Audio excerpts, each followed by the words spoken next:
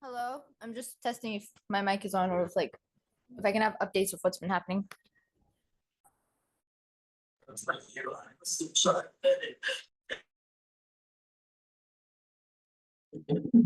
Hi, Kauthar. Oh, Hi, wait, the other Caleb. people. Oh, okay, the other humans here. Never mind. But yes, I've missed you. Been a while.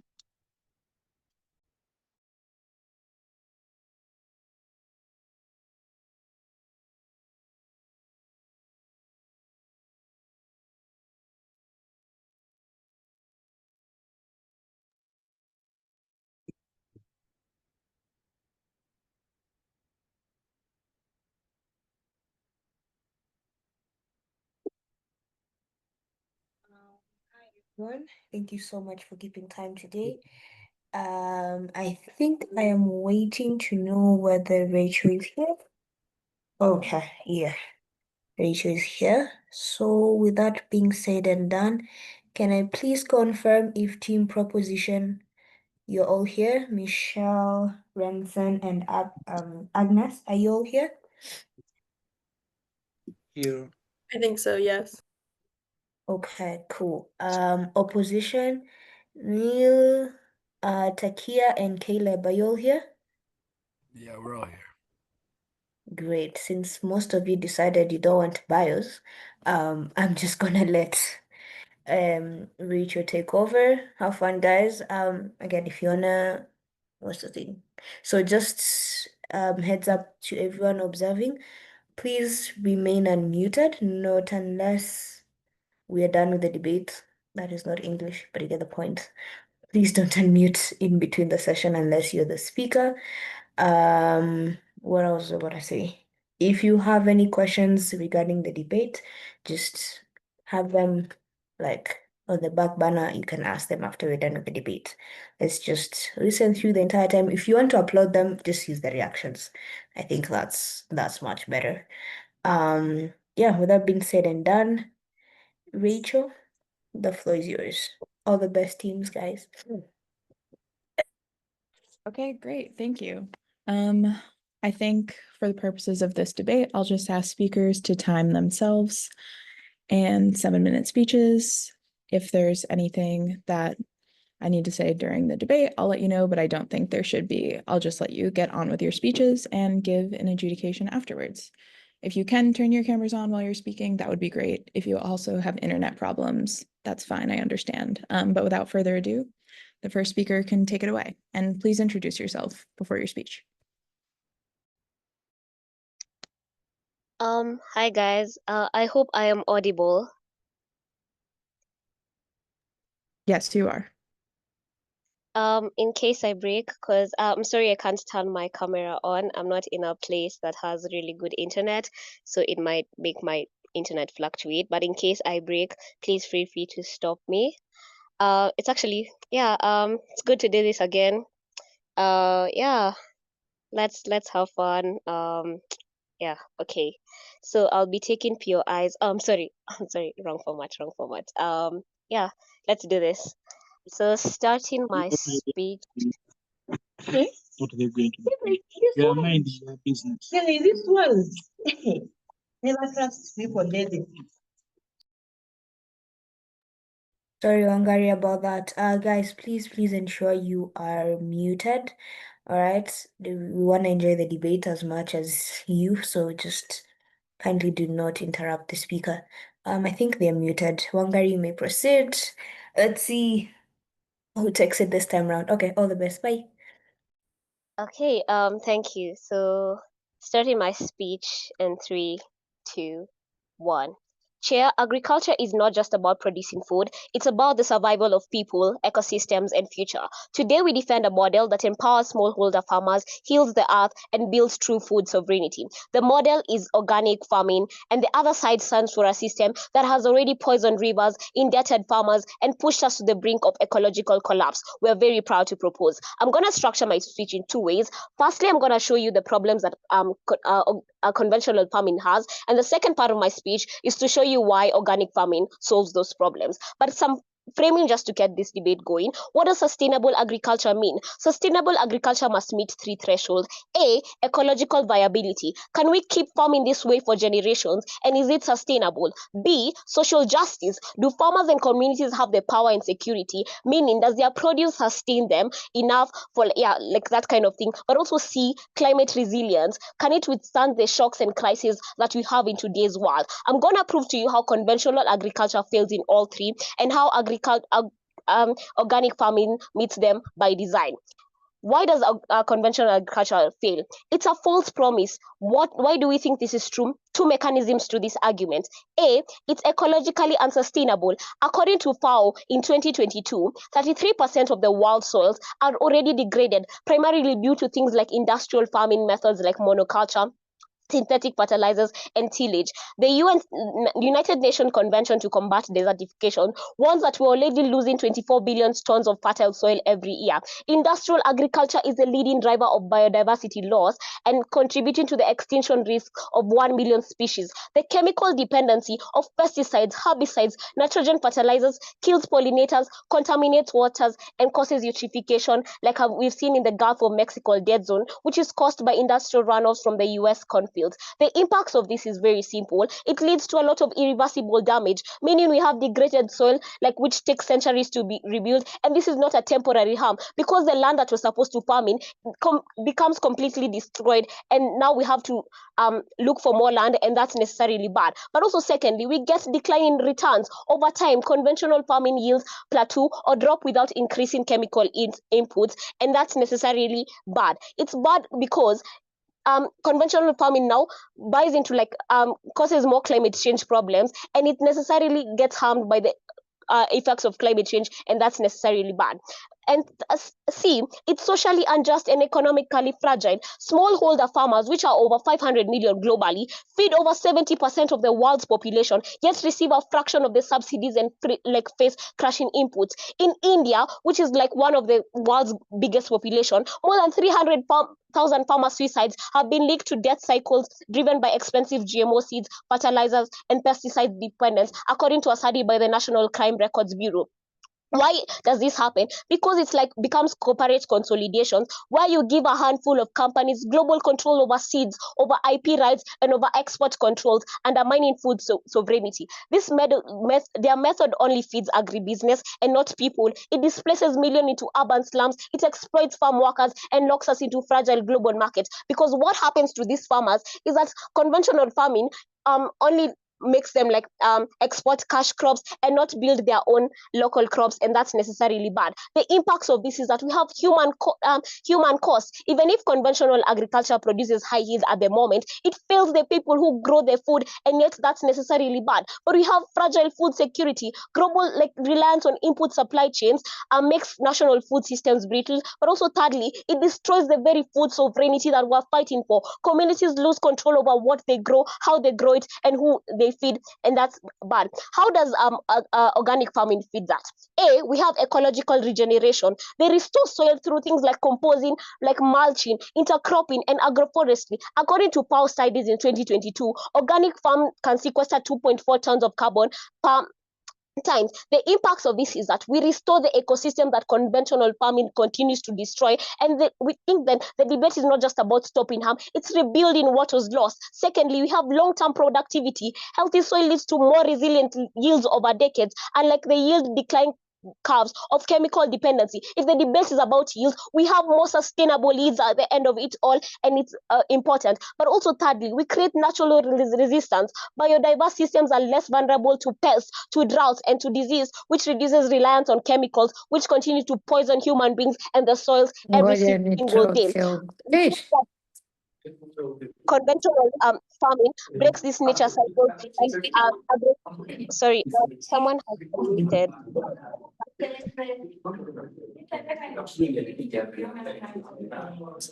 Karen, please unmute. Sorry, I can't mute. I'm so sorry.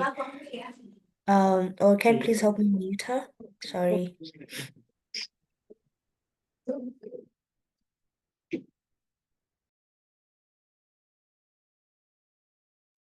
Okay, I'm going to continue my speech. I was at 5 minutes, so let me just continue. So the second thing is that it has resilience to crises. This like organic farms have outputted conventional ones during things like droughts, according to like a study by the University of Michigan. We think that things during hurricane, organic farms in Nicaragua suffered less damage and recovered faster than their conventional counterparts. This is very, very important because of the world that we live in right now. Crisis is something that we face every single day. Things like war, things like climate change that is grappling us every single day. This organic farming feeds communities through shocks and like global commodity chains that collapse under pressure. C, it empowers smallholder farms and protects food sovereignty.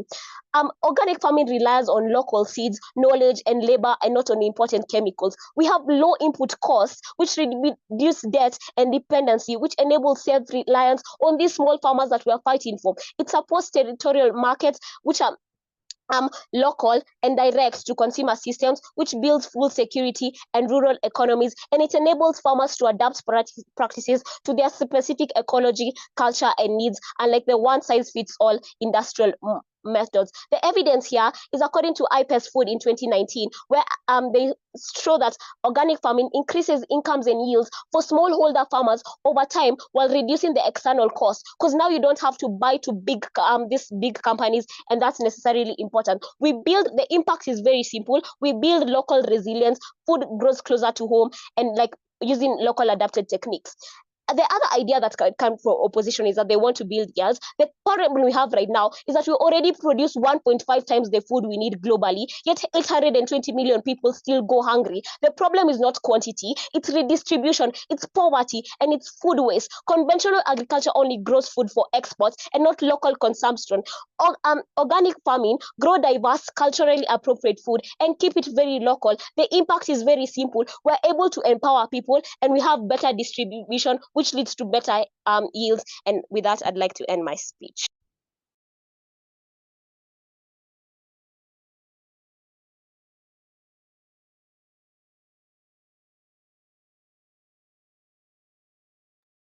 All right, thank you for that speech. I think there's cross-examination now.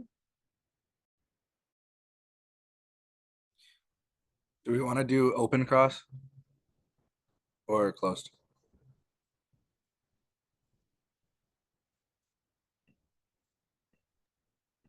You guys can do whichever you want.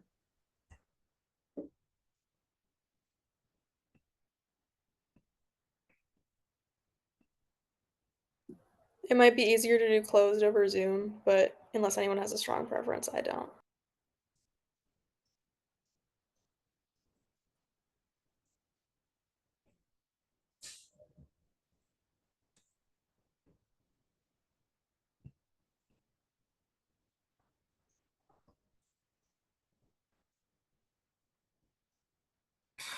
Okay, we can just go. Michelle, are you ready? Yeah, I'm ready. Okay. Let me get my phone up. I need a timer.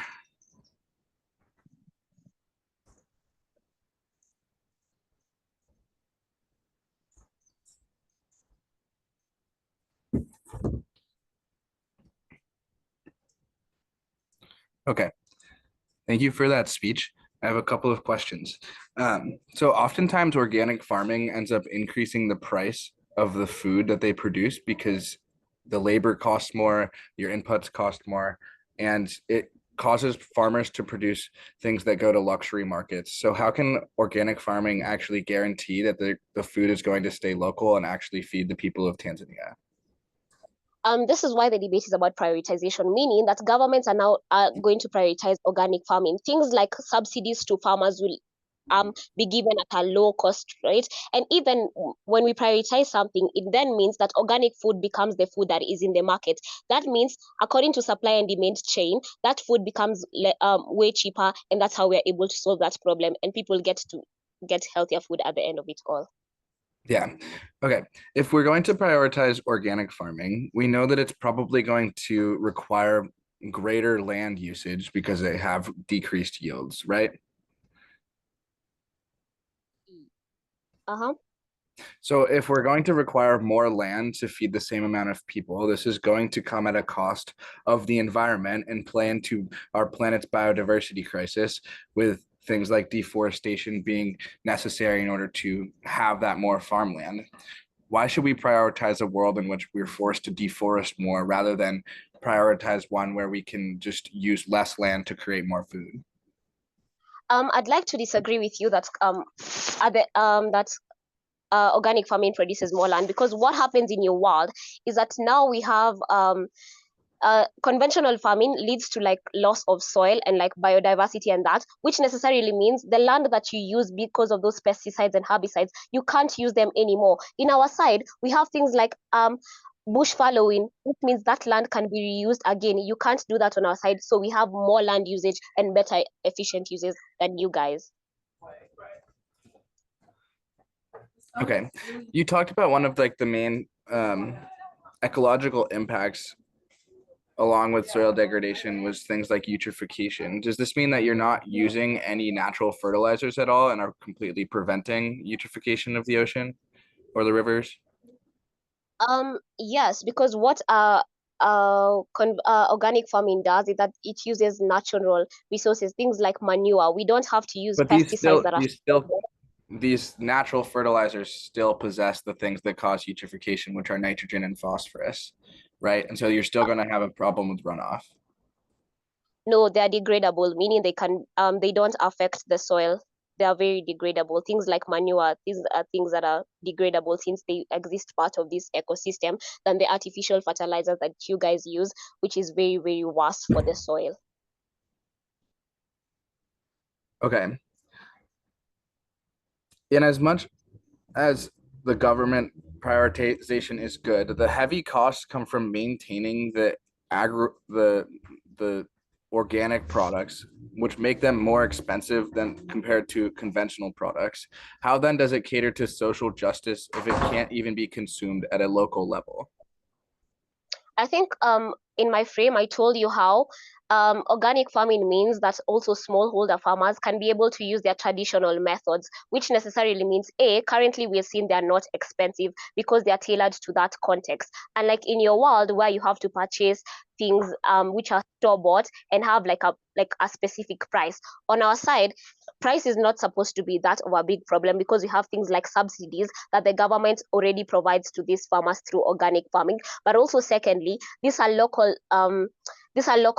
farming, which necessarily means farmers are able to find their own cost and they're able to find their methods that are very cost effective. Yeah. Thank you.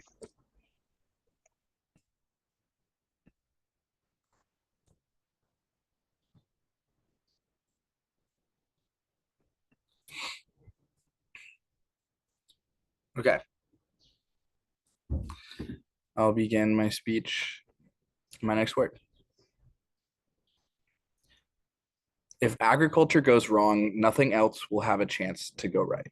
With this quote, MS Swaminathan demonstrates the importance of ensuring that agricultural systems are able to support all those whose lives are tied to the land, both as producers and consumers.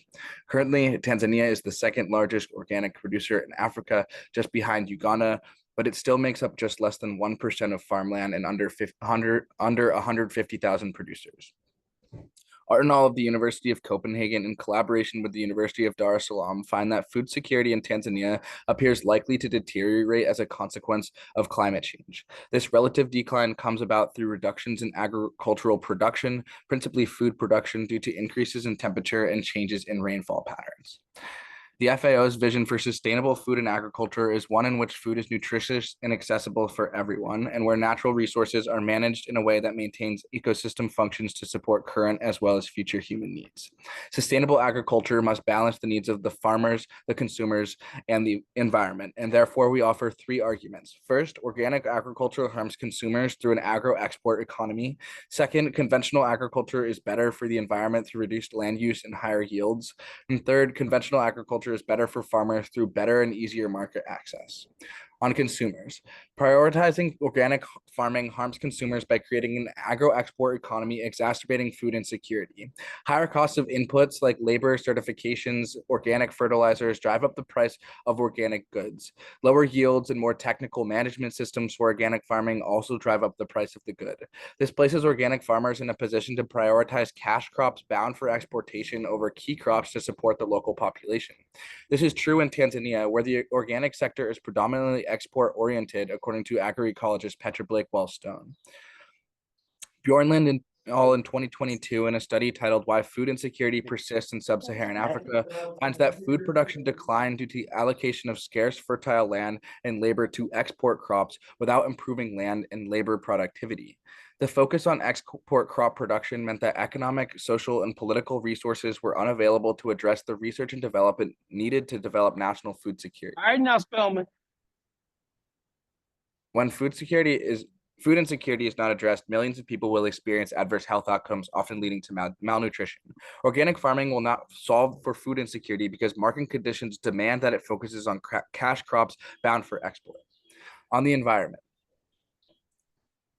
First, organic agriculture in Africa requires more land but produces less food. The International Institute of Tropical Agriculture in 2007 finds that organic agriculture has not yet proven to solve the problems of food security and declining terms of trade in Africa. This is likely due to lower yields, as Sufert et al. In 2012 published a prestigious in the Journal of Nature found that while yield differences can be contextual, organic agriculture has 34% lower yields when the conventional and organic systems are most comparable.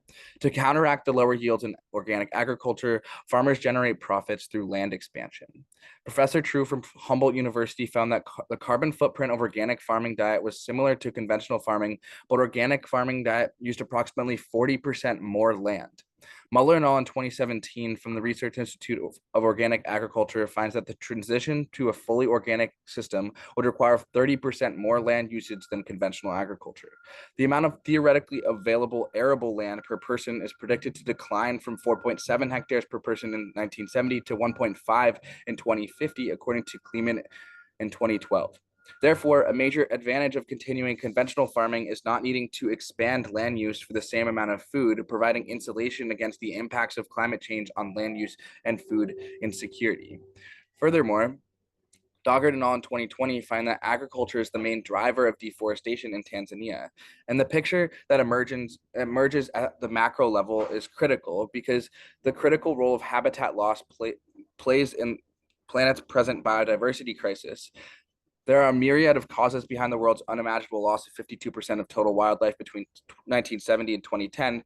Chemicals are not the primary driver behind this ecological devastation. Invasive species, pollution, and most of all, compromised or fragmented habitat are the predominant drivers, which means that deforestation is one of the main causes of the biodiversity crisis that we see right now. And organic agriculture forces us into a world in which deforestation is our only option.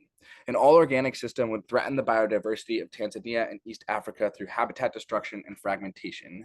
Forests are also the main terrestrial carbon sinks, which means that with less forests comes less carbon sequestration, resulting in a mean raise in global temperatures. On farmers. According to the FAO, the majority of the chronically hungry are small farmers in developing countries who produce much of what they eat, are often too poor to purchase inputs, and are marginalized from product markets. A critical part of this debate is considering how farmers are ensured a sustainable livelihood long into the future. Sustainable agricultural solutions must be sustainable for farmers actually implementing them. The solutions that are prioritized must ensure that farmers can afford access to the market in the short term and also generate long-term stable profits. Though in commercial agricultural markets, the small farmer is often excluded. Abel in 2007 from the University of Kassel finds that access to these markets is impeded through various barriers, starting with strict regulations that differ across consumer countries, subsidies paid to European organic growers, but most of all, institutional and infrastructural problems in Africa and high investment costs of establishment of organic farms. Especially high investment costs of establishing organic farms impose considerable risk to commercial organic farmers in Africa. Increasing competition and declining prices in the long run induced by market saturation will definitely affect African organic farmers most, as they are already the most vulnerable producer in the global organic sector. Due to these economic risks, farmers are forced to make challenging decisions, and in some cases, lower productivity leads farmers to give up organic practices. If we were to prioritize organic farming, it's not the small-scale farmer who will benefit, but the large farmers and their organizing enterprises who benefit the most. Thank you.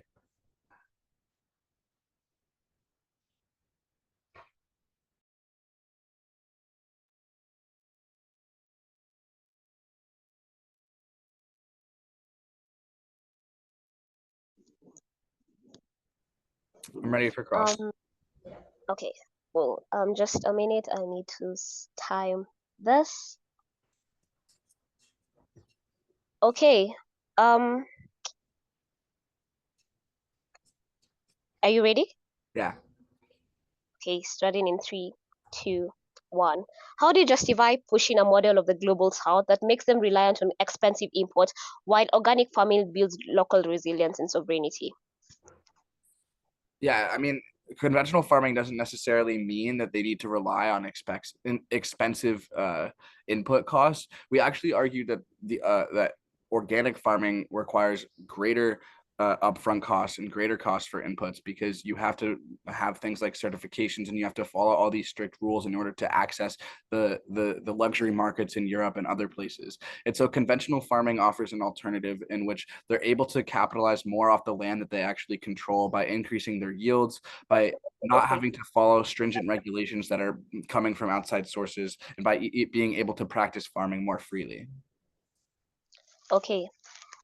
If conventional farming feeds the world, as you'd like to put it, and most of the current status quo we're using conventional farming, why are 2.4 billion people still food insecure under this system because of the distribution and the wastage that conventional farming leads due to the global supply systems? Yeah, I mean, we agree that distribution is a problem, but we think that when you look at a place like Tanzania, we need to give access to the rural small subsistence farmers. They need to have access to the necessary technology to increase the yields on their own lands. We see that this is not going to be a problem that is going to be able to easily be solved by governments where massive investments into infrastructure needs to be done in order to solve this distribution problem.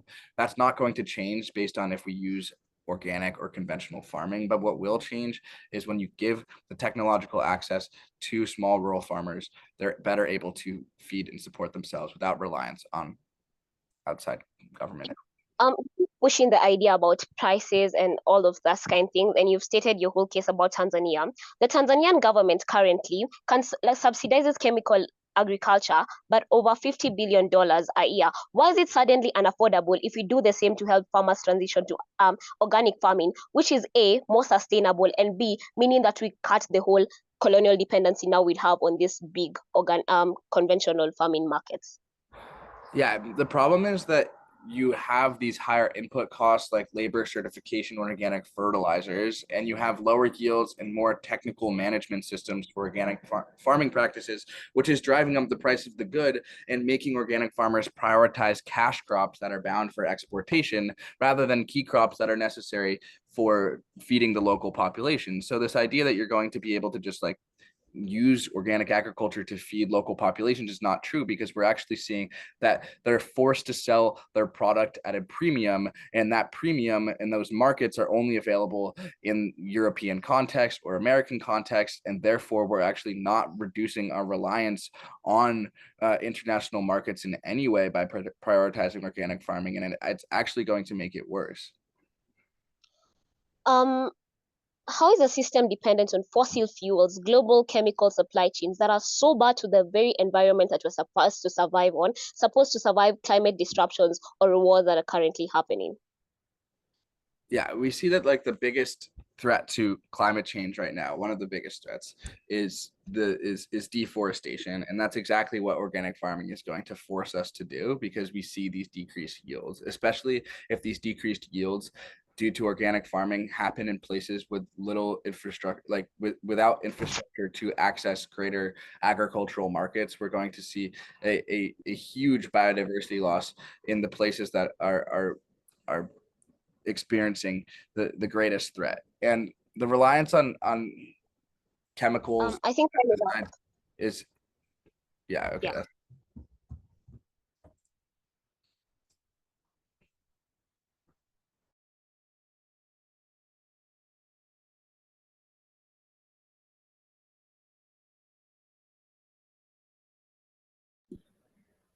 Can everyone hear me? Yes. Okay, sweet. Yes. If everyone's ready, I'll start on my next word.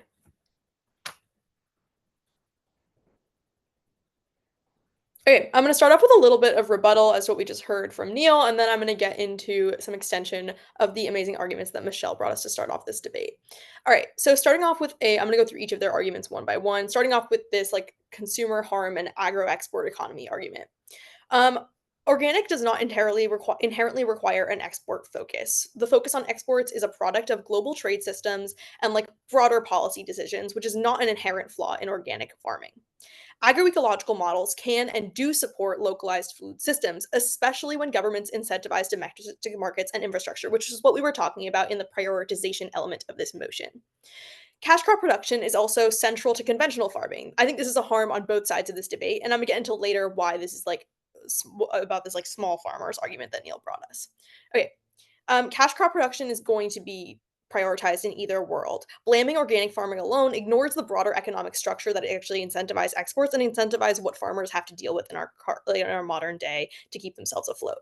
Organic markets can also be localized. Programs in countries like Senegal and Kenya have shown growth in urban and peri-urban organic markets, making healthy food accessible to local populations when policy supports local distribution over export, which assumedly in this prioritization model, we would be supporting local distribution. Food insecurity is also just not solved by yield alone. The root of hunger is poverty and inequality. It's not absolute food shortage, as we've discussed already in this debate. Organic and agro-ecological models that empower local producers and reduce dependency on volatile global markets are more resilient in the long run. Second, on this rebuttal to like environmental harm. In terms of land use, we're going to be probably expanding land use no matter what on either side of this debate, right? Yes, organic tends to have lower yield per acre. However, if we're destroying the land using conventional models, that land has less of a time frame of being viable for production, and particularly like high capacity production, which is what we're hoping to be talking about in this debate. In that world, we're going to be deforesting more. We're going to be needing more land no matter what. As long as we transition to organic, we can at least make that land viable for longer and probably long term save more land from being deforested. Conventional farming externalizes environmental costs. Short-term yield gains from synthetic fertilizers and pesticides lead to long-term soil degradation, water contamination, and loss of pollinators and biodiversity. These hidden costs make conventional agriculture unsustainable over decades. Finally, rebuttal to this farmer harm argument. Agroecology like does not require formal certification and also like can be more designed to be less of a one size fits all model and can adapt to local markets and like local needs more easily. Conventional farming relies heavily on these imported fertilizers, pesticides, and seeds, which are often subsidized in wealthy countries but costly and environmentally harmful. Organic systems show that they have long-term profitability. Preddy et al. From 2006 found that studies show while conventional farming may have short-term ease of entry, organic systems can be more profitable over time due to lower input costs and greater resilience to market and climate volatility. In the moral of the story, it's going to be hard to be a small farmer no matter what in our modern world.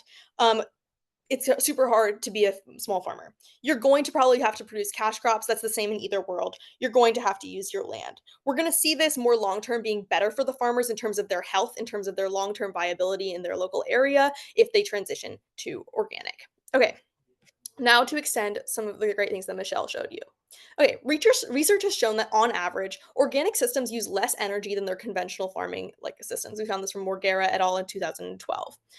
We think that there's going to be less over time destruction through using organic models. We're going to see less resources being absolutely necessary, particularly in the long term. Use of chemicals over time has had significant health impacts, but also is incredibly expensive.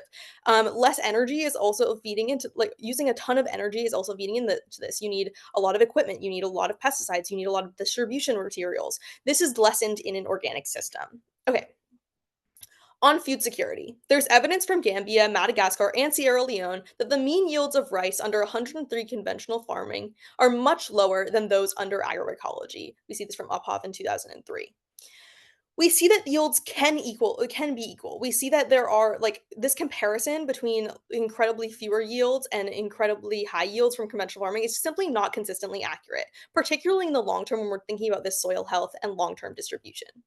The yield potential of organic farming in locations with medium and low soil productivity, especially in the tropics and subtropics, is perceived to be equal or superior to that of conventional production at the present state of knowledge. This is due to the fact that inputs used in conventional farming are often used in low quantities or not at all by farmers in these regions, that the effectiveness of mineral fertilizers on low soils with low nutrient retention capacity is reduced, and that high-yielding varieties are often unsuitable for cultivation in suboptimal locations. We see this from Kleeman in 2012. This shows you that organic agriculture can be better and more suited to actual local environments and these farmers' practices that are actually feasible for them than conventional agricultural practices. Over time, and in many cases, immediately, this would produce higher yield. Okay, and if not higher yield, even if you don't buy that, I think the evidence does show that it can be equal and adaptable in a more sustainable way. Finally, on environmental impacts. The environmental impacts that are linked to lower chemical input use and the agroeconomic practices that need to be implemented for compensating these inputs, such as wider crop rotation, active nutrient management via compost, manure and nitrogen-fixing legumes, and an increase in use of preventative and biological pest management strategies. Many studies show clear environmental benefits in terms of biodiversity promotion, organic soil matter, reduced energy use, as well as just less greenhouse gas emissions and decreased pollution of water, soil, and air.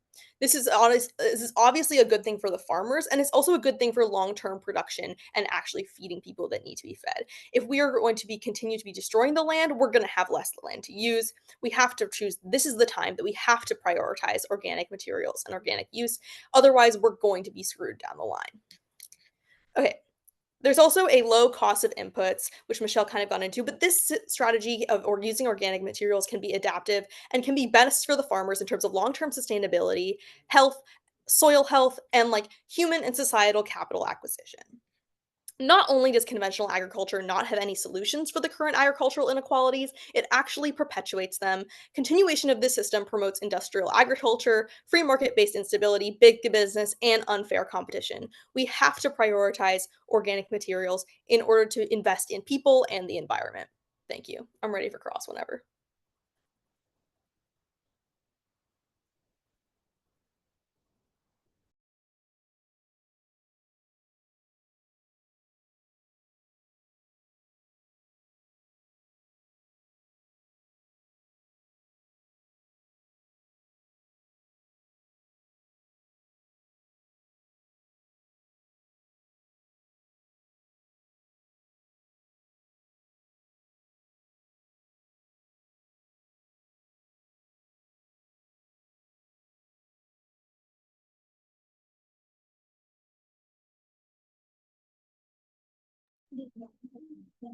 All right, am I audible? I'm so sorry for time.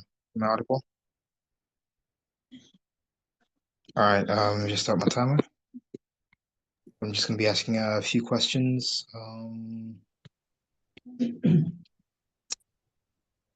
Alrighty, so you mentioned how you get into deep analysis on how there are organic practices that are allegedly cheaper in comparison to conventional practices. But how does that fare off, seeing as how conventional practices, things like artificial fertilizers, were originally designed and created off countering problems that organic methods could encounter? How does that really fare off in the long run and the short run as well? Absolutely, but those methods also, in their countering of problems that organic producers couldn't solve, created new problems in terms of degrading soil health. Perhaps they, yes, removed bugs of some species, but the harms of that long-term soil degradation make the field unusable, whereas the bugs can make a few sections of crops not as viable for selling. We think that this is going to be long-term, more preferable in terms of profitability, in that the land will still be usable and we're going to be able to achieve higher yields long-term, particularly as the climate is degrading and more land becomes unusable baseline. In our side of the house, we did take this into consideration. And in our side of the house, there exists, even at the status quo, effective soil rotation that directly counters the problem that your house so racist, how do you defend? Soil rotation like that is incredibly expensive, particularly if you're going to continue using more and more like chemicals and continue to use these artificial pesticides. That also doesn't take into account the health of the farmers who are going to be like using these chemicals all the time, and we've seen like significant health impacts in migrant laborers who are forced to like be exposed to these chemicals. That's like increased rates of cancer. Hard to farm if you're having so many health impacts. It's not as healthy food because it's being like a lot of those chemicals are bad. And furthermore, like that soil rotation is simply going to be very expensive. So we think it's preferable long term. You don't have to keep doing the soil regeneration if you are actually taking care of the soil you are using. All right. One, I'd like to call you out on the fact that your house has provided no form of meta-analysis that better proves that issues like cancer directly come from the use of pesticides and fertilizers that our side so uses. As a matter of fact, cancer is a disease that exists absent of that situation. That's number one. Number two, in our side of the house, yes, the argument does stand if we're debating this debate 50 years ago. However, in our side of the house, we have effectively continued to upgrade and improve our fertilizers to be more friendly both on the farmer and on the ground. How does your side of the house respond to this? Yeah, absolutely. All right. So Hopkins found in 2017 that lymphoma and leukemia showed positive associations with pesticide exposure. This includes in women, children, and farmers. I can get more into that, but that's a correlation that we do see. Obviously, is that 100% of the time? No. But is there a positive correlation there? Yes. These pesticides aren't good for people, and people being exposed in high quantities do see health impacts. All right. Additionally, there's just longer term, I think like this like argument of like how we're going to best improve the environment is also relevant to people's health. I totally lost my train of All right, thought. I'm sorry. Can I ask this one last question for these few seconds? So you have directly acknowledged that even our very own fertilizers and our own methods were directly created to combat the situations that you couldn't control. How then does your side of the house better stand up for the factor of climate resilience when you already know that the problems that are facing you right now as a house cannot be taken care of by your current methods? I'm a little confused as to what you mean by the problems. I assume that's like the reasons we use pesticides, but I think I went to a lot of analysis, and we'll extend on that in our third speech as to why like this is an environmental negative to continue using conventional methods. That's time. Thank you. Thank you. I'm out of time. Thank you very much.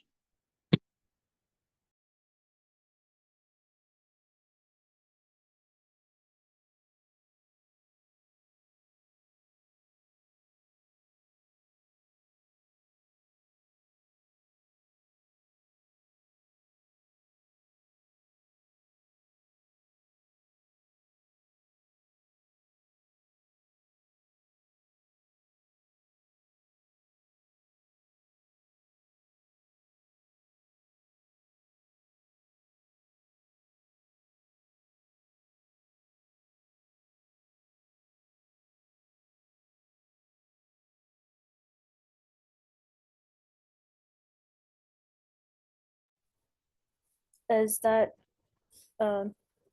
my part now? Like, do I start? Yeah, go ahead, whoever the next speaker is. Okay, just setting up my timer.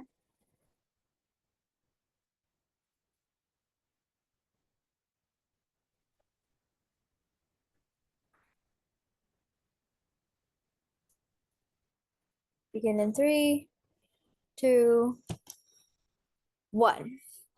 Ladies and gentlemen, I think I want to bring us back onto, real earth for a second. Imagine you are a farmer in northern Tanzania. Imagine Lushoto, which is lush, it's green, temperatures are at about 20 degrees throughout.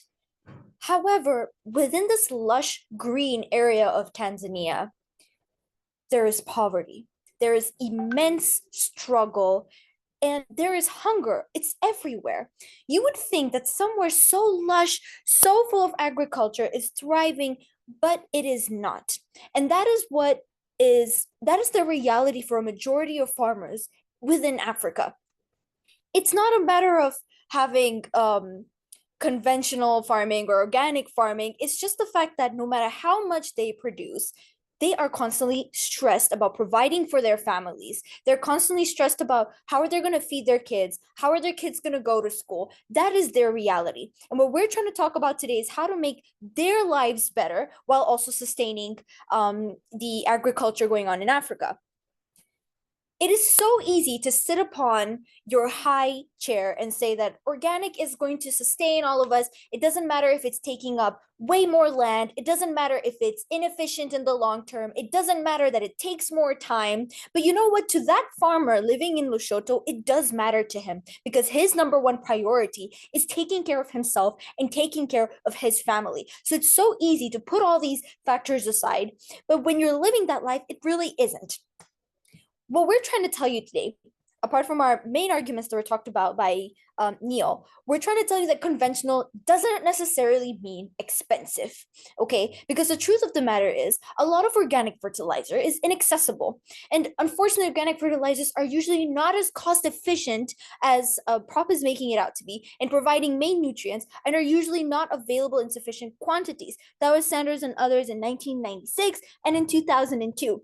And if we are to prioritize organic farming, the truth is, it's not the small scale farmers who are going to benefit. It's going to be the larger farmers and their organizing enterprises because a lot of this organic farming tends to go abroad. We tend to see a higher market in Europe. We tend to see a higher market in America where you can end up seeing tomatoes being sold for like $1 or $2. But that's not the case when you come to Africa because for us, organic farming is not the priority. I can tell you right now, firsthand living in Africa, if I were to go to Sokoni, which is the market, and I were to buy some tomatoes and I were to buy some vegetables and fruits, my priority isn't going to be, hey guys, was this grown organically? Was this grown conventionally? That isn't a priority to Africans. All I know is that the fruits and vegetables are available. They are there for purchase. I will opt for the cheaper one because that's what my living standards are. I am trying to survive.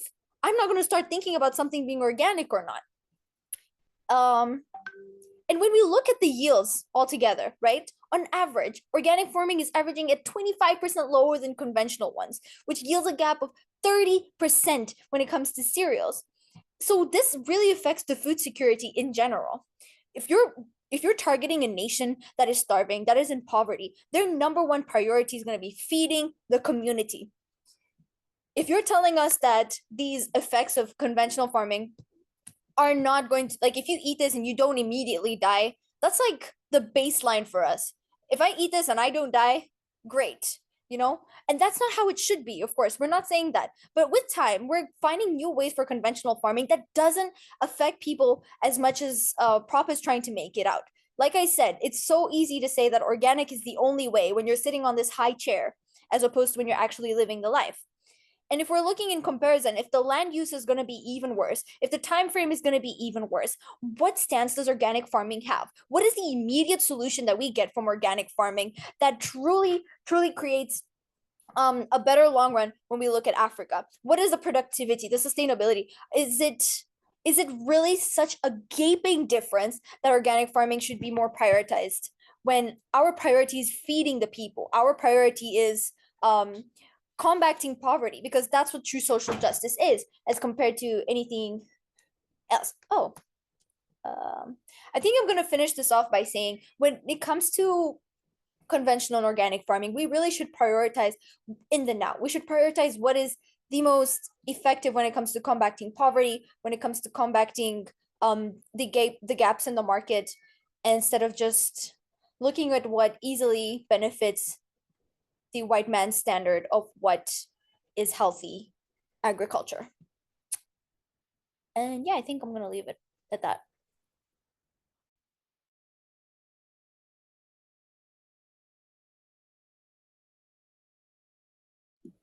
Let me know whenever you're ready for cross.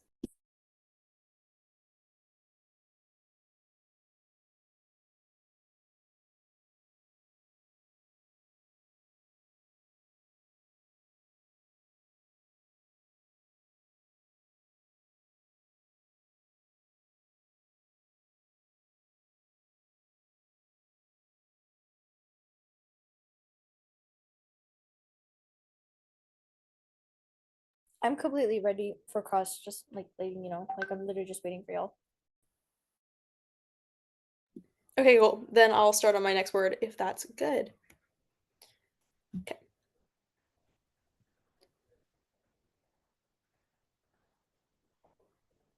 Starting off with a kind of key contradiction that I want to address. We read you a lot of evidence that there's a lot of purchased inputs for conventional agriculture. Given that conventional agriculture depends on purchased inputs, how is this more affordable for poor farmers than locally produced organic inputs?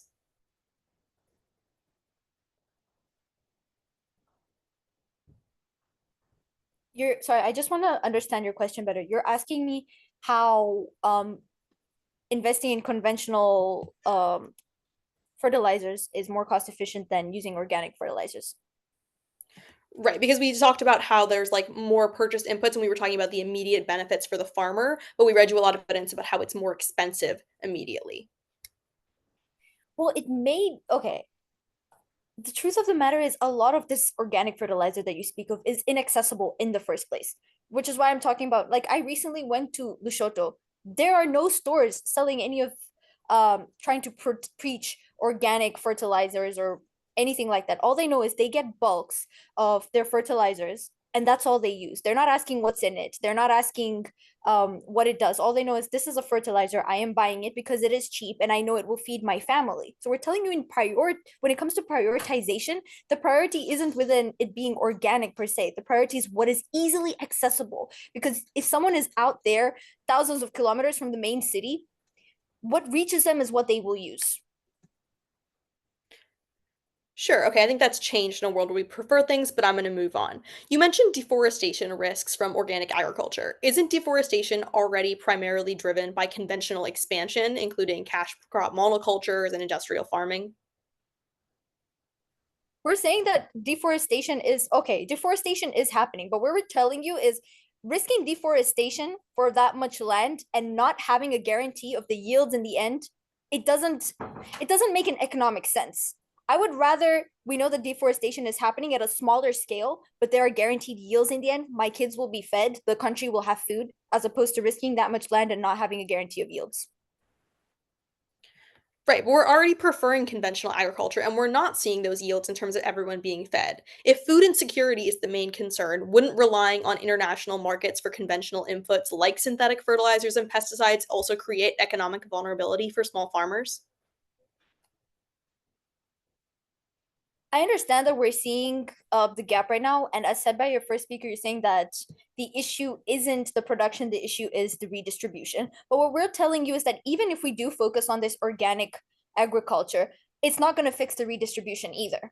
Saying that we're going to start using organic fertilizers instead of conventional ones isn't going to fix the redistribution problem. So I don't see how that's like it doesn't go both ways.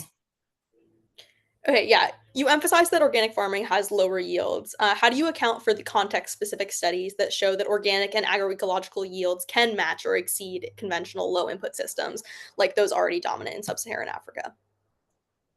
I feel like those studies are usually for a very small minority because if it was something that was easily reliable on, we could have taken up organic farming in Africa. Because if you think about it, in the bigger context, Africa would be the best place to start organic farming, but we don't see any substantial studies where organic farming is done here. We see it in places like Australia, done on a larger scale. And Australia can afford to do organic farming on a larger scale. Africa cannot. So we are not like a good test subject at the end of the day when it comes to organic farming because we have so much to lose.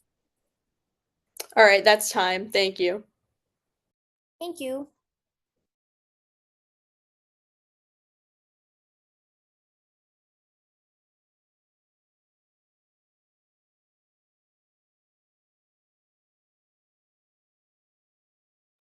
I'll be starting in the next 1 minute.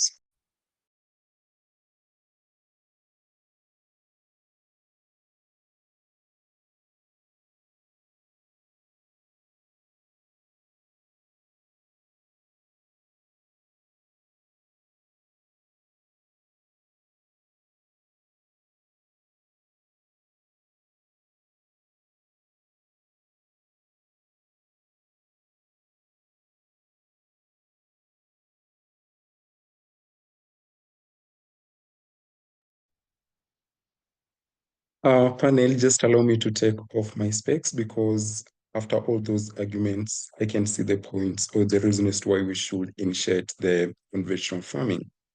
And I'll start my speech in 3, 2, 1. Just a few rebuttals before we do this one. These persons, they come and claim that we are causing that desertification still exists. This is because conventional farming means that we use pesticides that exist within status quo. We use chemicals in order for us to increase the productivity of land. And the harms that accrue as a result of this one are basically simple. Panel, we do understand the Lake Victoria region. Remember, Lake Victoria is the second largest freshwater lake in the whole world. This is a lake that has been used majorly for fish farming for those people who live around the lake region. And subsequently, in the year 2016, the fish production has really gone down. The research that was done by Kipra highlighted that nearly 70% of the aquatic life has been destroyed as a result of the conventional farming practices that have been practiced along the riverbanks by the farmers around the lake region. This has happened as a result of the fertilizers, as a result of the pesticides, which are drawn into the rivers, which do drop their waters into the lake region, thus causing the death of this aquatic life.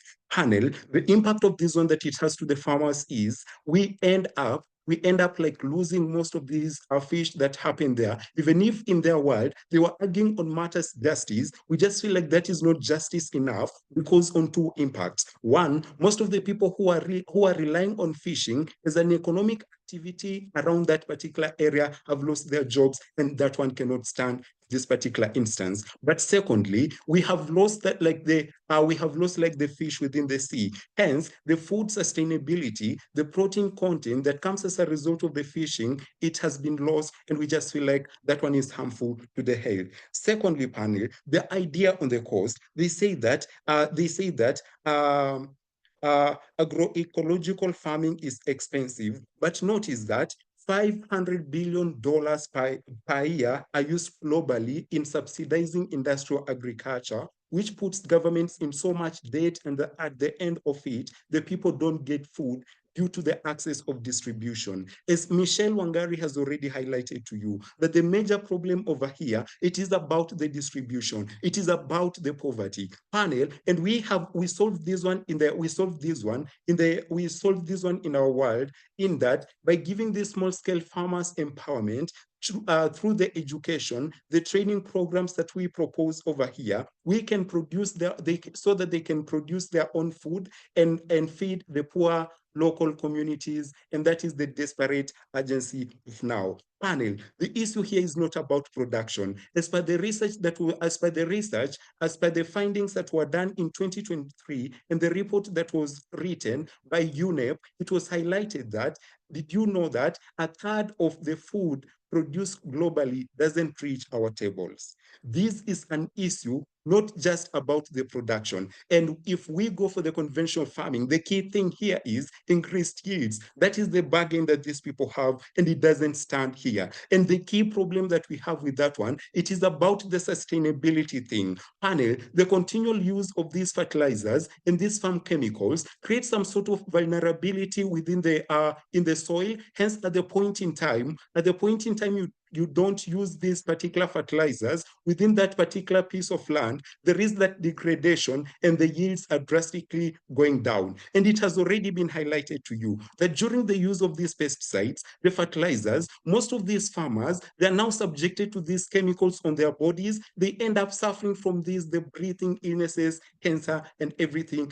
That is something that cannot stand in our world. We tell you, as it was claimed here, that it is not easier for us to find these to find the organic manures in the within the market. Panel, these are pretty simple things, and I just feel like this argument cannot win in this particular debate. Why? Because this organic farming, the manures that we're talking about and proposing, these are the things that were used by our forefathers. They used to produce them using like the maize plantation. The maize stalks were used to prepare these things, and it is not such an expensive thing. The point in time we bring about, like the training of these local farmers on how they can produce these manures for them to use in their local farms. And panel, they come here and claim that conventional farming is to take care of the problems that already exist within status quo. Panel, I just feel like that is not a thing, because that thing was solved back in the 20th century, whereby that thing was okay. That was the 20th century. Secondly, it solved hunger, and not even completely by creating new crises such as collapsed ecosystems, poison waters, the dependency on the fertilizers and these chemicals that exist. This is the solution that we are advocating for over here. Panel, we just feel like the team opposition, they think that we are living in the last decade on the face of the earth. That is why the effects, yes, we do concede that they are going to give like higher yields, but the repercussions that come, the harms that exist to the environment, they are so bad in the sense that when it comes to the 10 years or 5 to 10 years to come, these soils, they shall be resistant even to these pesticides. The insects or the pests shall be so resistant to these the chemicals, hence that degrade land, it shall no longer be in use. And we just feel like for the economy, okay, just a second. And we just feel like in our world, it is better because our mechanisms, they don't pose any health hazards like to the environment that exist. Panel, a few things that you have gotten from even another thing that they come to claim about, that our conventional farming is going to combat the poverty levels that exist within status quo. Panel, Michelle has already highlighted to you, and she tells you that conventional farming, most of the time, it is going to benefit the large-scale farmers. And if we talk about justice, it should be an equal thing. Even the small-scale farmers are supposed to be empowered. And we feel that the government has a solemn obligation for it to empower these small-scale farmers, to train them on how they can use these manures, to train them and provide the technological advances so that they can help in the storage of these food security, so that most of it cannot go under loss. Then secondly, the solution that we offer is when it comes to the marketing, as they talk about, panel, notice that our crops tend to fetch higher prices in the marketplace as compared to them. Hence, that one, if we can empower our farmers, they will be able to gain the self-sufficiency and dependency and do away the vulnerability that happens here. In our world, it is easier for us to come up with a sustainable measure that is going to cater for the needs of the coming generations, 5 to 10 generations, as this thing was practiced more than 2,000 years ago, and we still practice it, and no person has ever died of that one.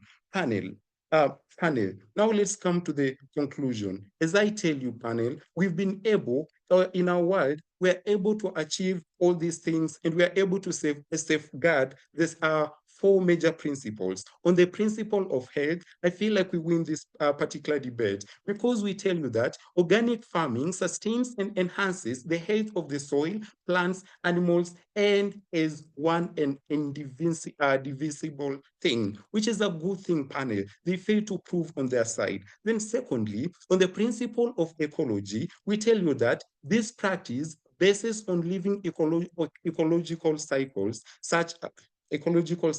then principle of fairness, and the principle of care. My time is up. Thank you.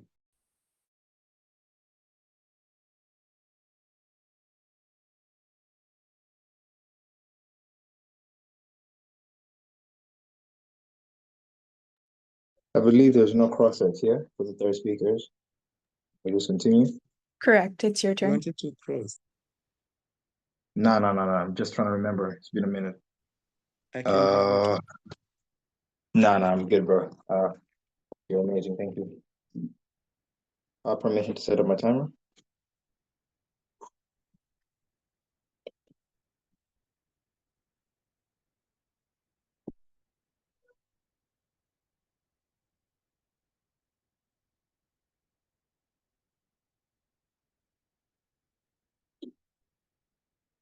Am I visible?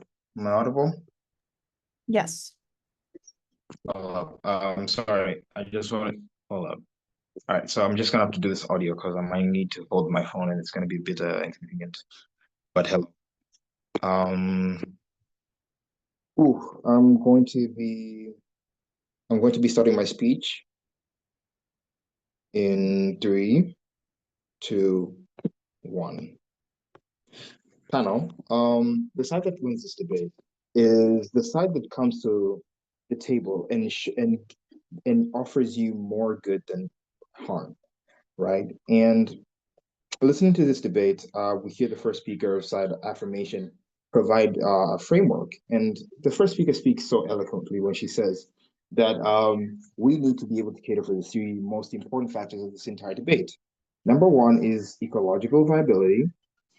Number 2 is social justice, and number 3 is climate resilience. I'm sorry, can I please pause my time? There is a bit of some background. 1 minute, please.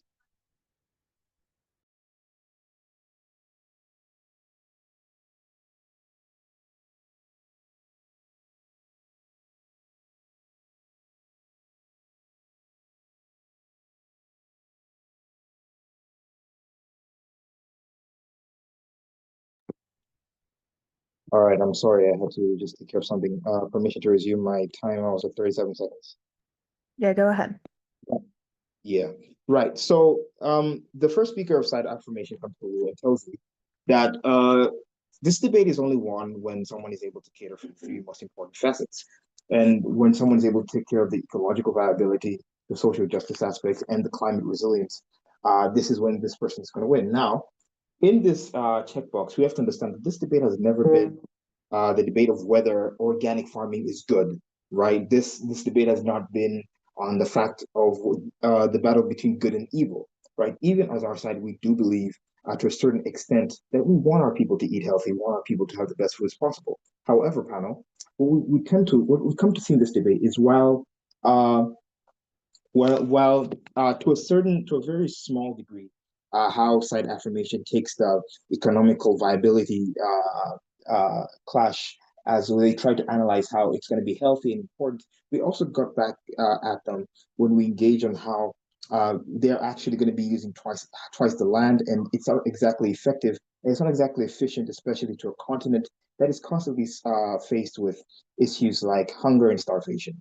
right? However, panel, then there comes the issues of social justice. Now, I'm going to give you a few rebuttals of what they said, and then I'm going to tell you why their arguments do not work in certain aspects and why ours do in comparison, right? So a few quick rebuttals before I continue with the whole analysis thing. We hear a few issues that their side speaks about. We hear narratives about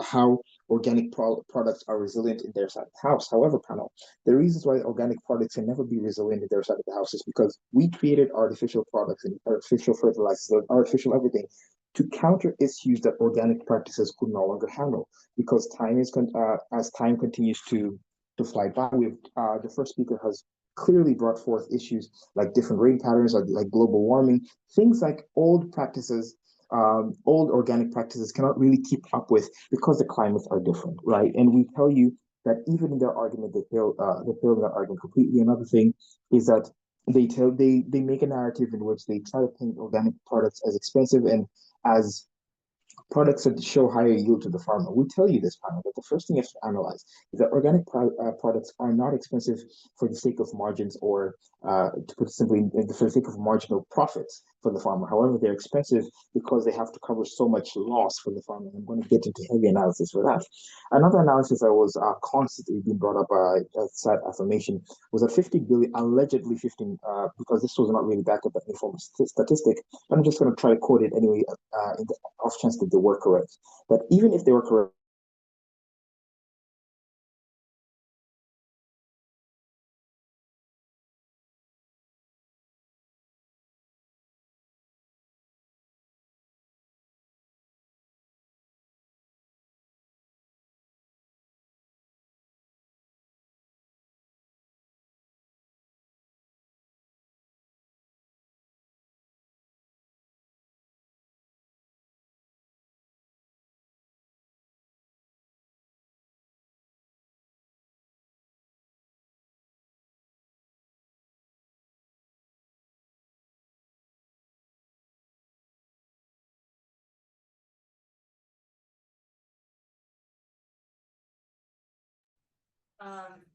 Caleb, we can't hear you.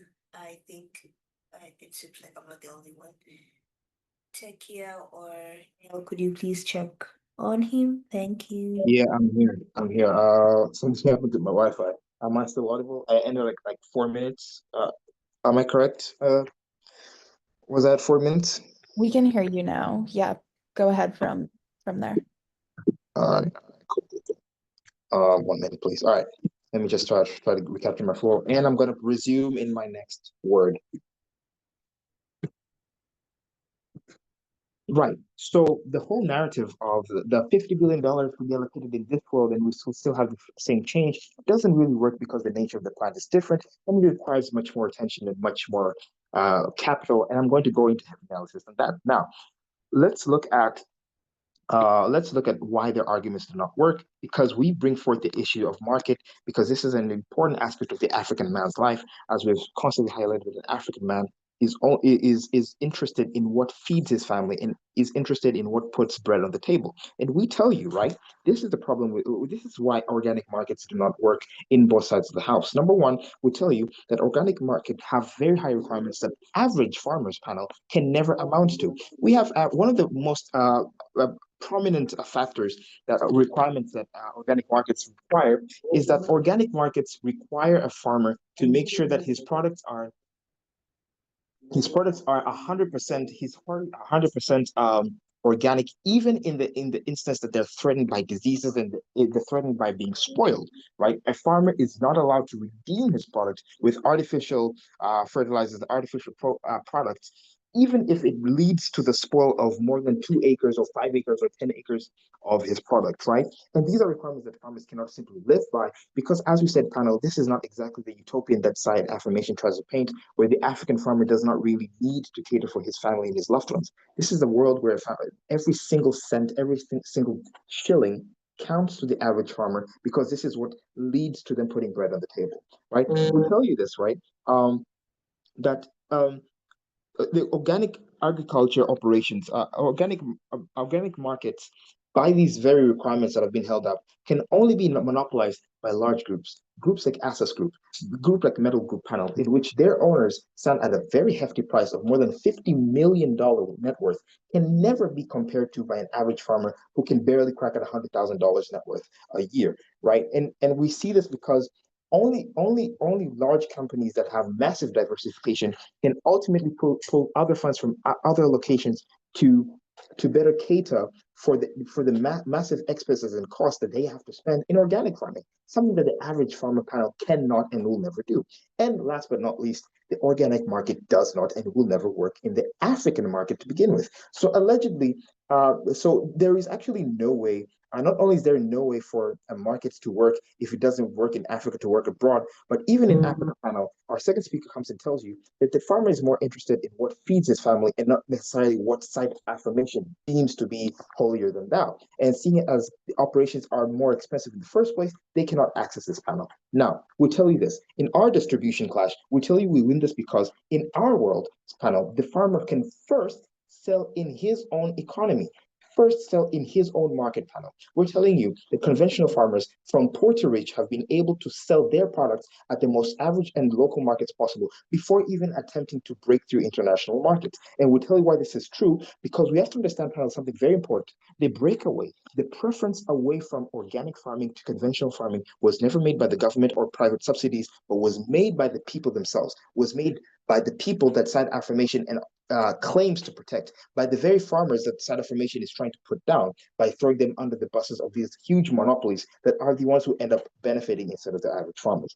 right? And we tell you this, we tell you this is practical because not only does statistics support it, but we tell you that our markets do not have the complex and unreachable requirements that their markets have, panel, which means our farmer has a shot at both his own market to sell and feed his family and a shot at the international market, right? And so we tell you, panel, the reason why that we win this debate is that we've come to you with we come to you with analysis on the agro-export economy, where we tell you how the organic market is very expensive to run in the first place, leaving the average farmer in the dust and never being able to compare. We'll tell you how productivity and sustainability in their house does not work, but it is very proficiently found in ours, in which we tell you that the average and poor farmer who owns 2 acres or 3 acres of land can actually match up to that in comparison to their side of the house panel. And I know this because I'm from a family of farmers. My grandmother's a farmer. My grandfather's a farmer. These are people who don't necessarily own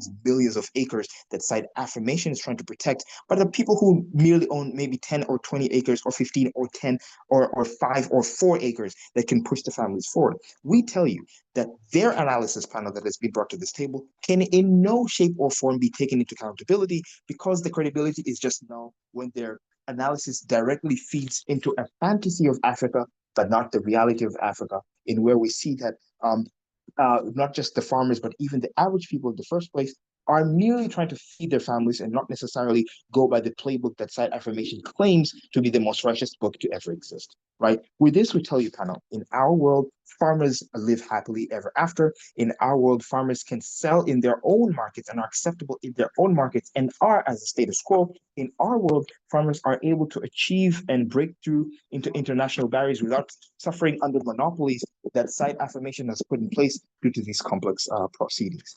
With that, panel, I would love to rest my case. Thank you very much.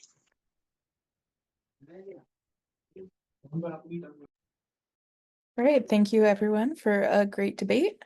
Give me a few minutes to look over my notes and I'll jump back on for a decision and my feedback.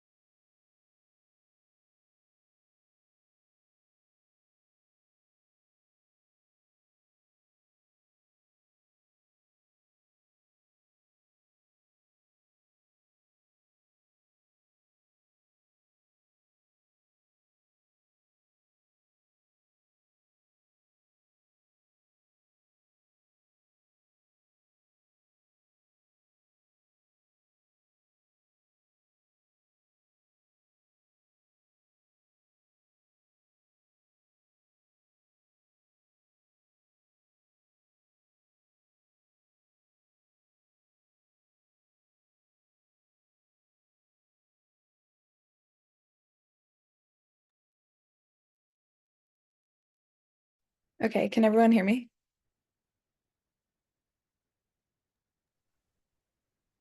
Yeah, Okay, great. Yes.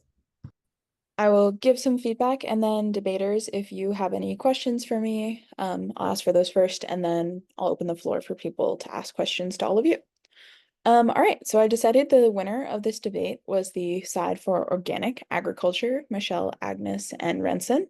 Let me get into a little bit of my reasons why. I think this debate came down to 3 points of clash, the first being on yield, the second being on cost, and the third being on sustainability.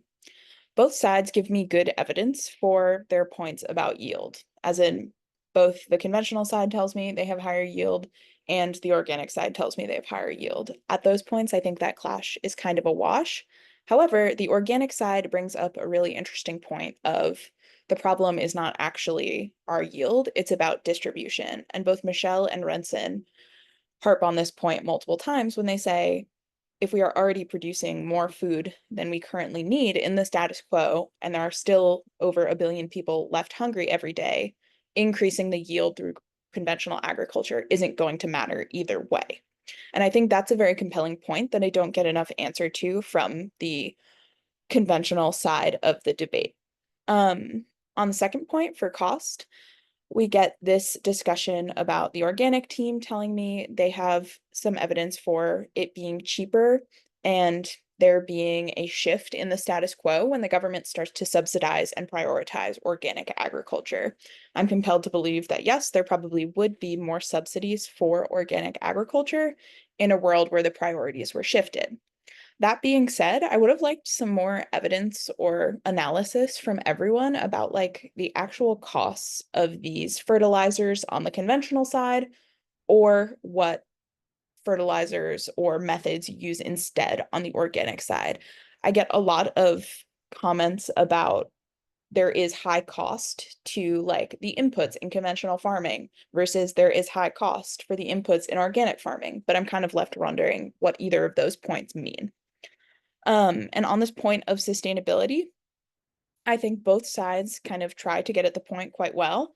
And I liked how both of the teams did focus on sustainability because I think that is crucial to this debate. But I think the conventional team, in order to come out in this debate, needed to answer the question that Michelle brought up in her first speech of what about like corporate consolidation when it comes to conventional farming? Because in the status quo, conventional farming isn't just that we're using artificial fertilizers or like more heavy machinery to farm. It is that these farms are massive in scale and they're often in times owned by large corporations, and smaller farms are bought up by these larger corporations and used by that one entity to produce whatever is going to get them the most profit for exports.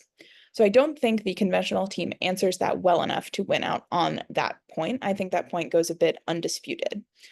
And I think also on that point, the idea of like, if these conventional farms are controlled by corporate enterprises, which the teams don't really dispute, they get control over what seeds are used. I think that really does become important at the point in which both teams agree that local farmers should have control over what they're able to plant in terms of what will feed their family, not what will get the most amount of money. I think in a world where you have a corporation controlling what types of seeds are used, you're probably less likely to have that agency as a farmer to be able to choose what you want to plant or what is going to feed your town or your village or your community best. But a little more specific feedback for first the conventional team, then the organic team.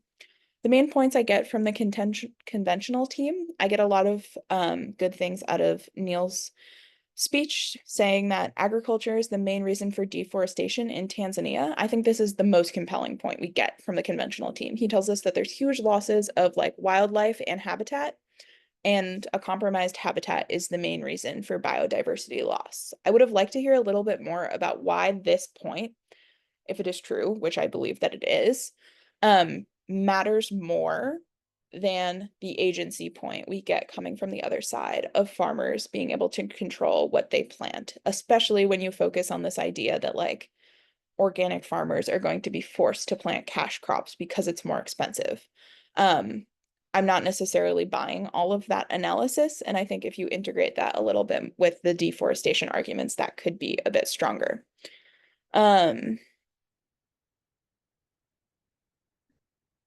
Yeah, and I also think you could have used a bit more evidence or analysis to prove that you get higher yield from conventional. And like I said, even if you do prove that point, I want some more explanation about why higher yield really matters in terms of the problems with distribution, especially if we agree that these conventional farms are oftentimes consolidated in one place and not like spread out over smaller communities that are far away from cities like Takia was talking about. And as for the final speech we get from Caleb, I think there was a lot of good evidence and analysis in this speech, but I wanted a little bit more analysis on 2 points. One, tell me a little bit more about how you say conventional agriculture was created to handle the problems that organic couldn't solve. You just say this a few times, but I want evidence for it, because at the point that Renson tells us that organic farming has been used for centuries before like conventional farming, and Michelle tells us that conventional farming is mostly used as a way to like increase profits for corporations. I just want to know more about how this actually comes to fruition, because I think it could be a compelling point. And also, you say that a farmer wouldn't be able to redeem his crops if they were going to be spoiled without the use of artificial fertilizers, which is also needs more explanation, considering farming has been done for centuries without the use of artificial fertilizers, and people were able to survive off that. As for the organic team, I thought you did a great job with evidence and explanation and just really thoroughly arguing your points. We get this idea that, one, people have been doing organic agriculture for hundreds of years, whether that be under a certification or not. And then I think what's really important we get from their team is that a lot of the food that's produced globally right now doesn't reach our table. So at the point, even if we buy this big point from the conventional team that you get higher yield, how does that even get to people's tables? And if it doesn't get there and we're destroying more forests and like degrading the land to a point it can't be used anymore, it seems the benefits for that go down pretty substantially. Yeah, that's all of my feedback for now. I thought everyone did a great job, especially in cross-examination. But yeah, if you have any questions, feel free to ask me.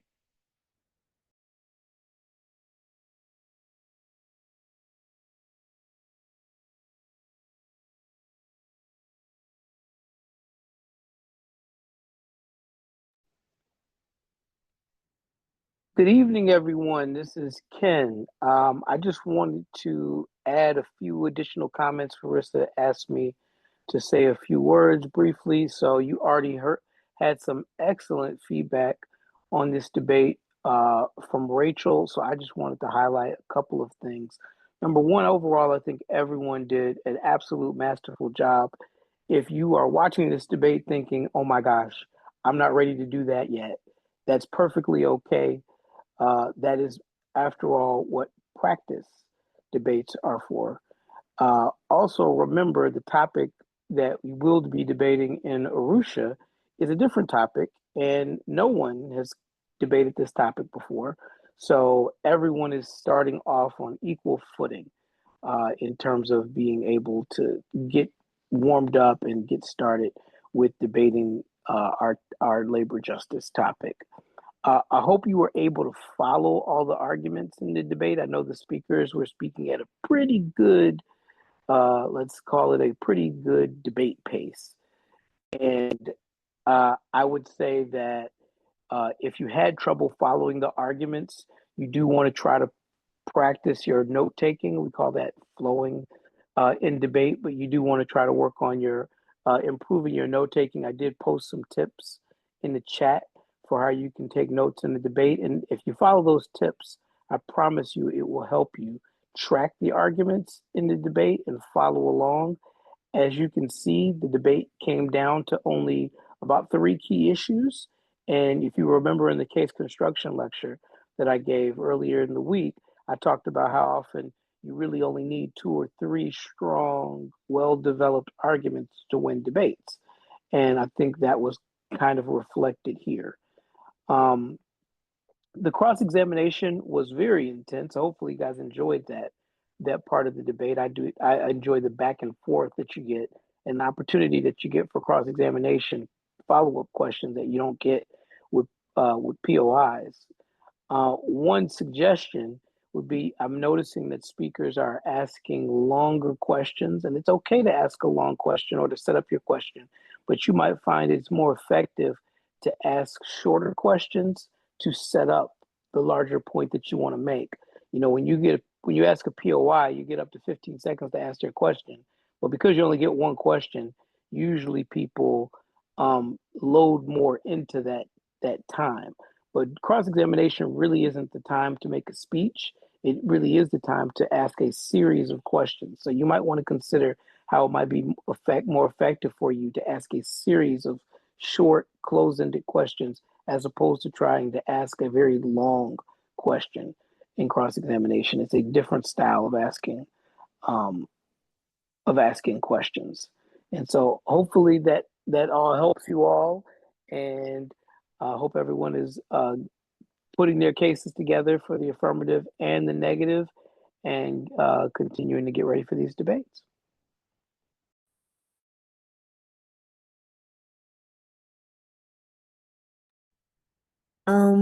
Thank you so much, Rachel. Thank you so much, Ken. Speakers, if you have questions to Rachel specifically, perhaps you're free to ask them. To the observers and upcoming participants of this year's SJD, guys, if you have questions, comments, concerns, please ask now, as this is the reason why we're doing this. You know, it's for you guys, so please don't shy away. So I'll give about like 5 minutes for that, opening that up. So don't be scared to do that. In the meantime, I just want to say it's interesting how the champions have been overthrown, but let's see if we can keep that up for this year's edition. But yeah, I think it was genuinely a good debate. We just missed the sass that comes with cross-examination physically. So guys, keep a watch on that. Trust me, it's always worth it. And you wanna do that. You wanna do that. Anyway, any questions, comments, queries, clarifications? Please just have them. You can ask them, you could type, you could unmute. Where is my thing? Okay. Yeah, as I wait for the 5 minutes to load, I also want to announce the speakers that had said were ready for a spa. We should be reaching out to you guys next week, but if there are any that are interested as of recently, so I will also be asking the same, I will re-ask the question basically, probably tomorrow or Friday. No, tomorrow is Friday, our time. So Friday or Saturday, right? So we could do another one, and we shall see if we will decide on what the topic is. But if we have more teams, we could just make it a whole spa rounds where we have different teams practicing on this year's topic. So that just depends on the turnout that we have. But I think so far so good. We are on session number 5. I see more people are interested, and as we keep up registration and the learning process. Yeah, as we keep up the registration and the learning, I hope guys are excited to come to Arusha. If you have any queries, please don't hesitate to ask the team. And yeah, I'm looking forward to having you guys, and very, very happy that guys were able to come on time for this showcase, and that our finalists were very ready and available to just show us what an SJD debate is all about. So if that seems like something you want to see or hear or participate in, please be sure to join us this June, right? Okay, I will leave 2 more minutes for whatever it is people have to say. Again, don't shy away. But if you also feel content, I mean, that just means the debate was that good. And it was. So I'm impressed and very happy to see that, it's translating the same to speakers. Yeah, okay. So I'll just end it because my laptop is about to die and I want to make sure I have the recording. I'll just leave it in 2 minutes, then I can close it off. If you all don't mind. But other than that, thank you so much, Team Proposition. Thank you so much, Team Up. A special shout out to Agnes and Rachel for doing this last minute. We appreciate you all. And hopefully we'll give you a flowers when you come to Arusha. That's on me. Okay, guys. Yeah, my laptop is genuinely about to die. So, seeing as we're all good, I would like to bid us adieu. All the best in prepping, and keep a lookout on the communications that are going to be coming out in various channels. This will be up on YouTube as well. So if you wanna rewatch it, re-listen to it, you can find it over there. With that being said and done, I think I can close it here, right? So thank you guys. Have a good one. Good day to the US team and to the rest of us. Good night. You are free. You can just when you're ready. No worries.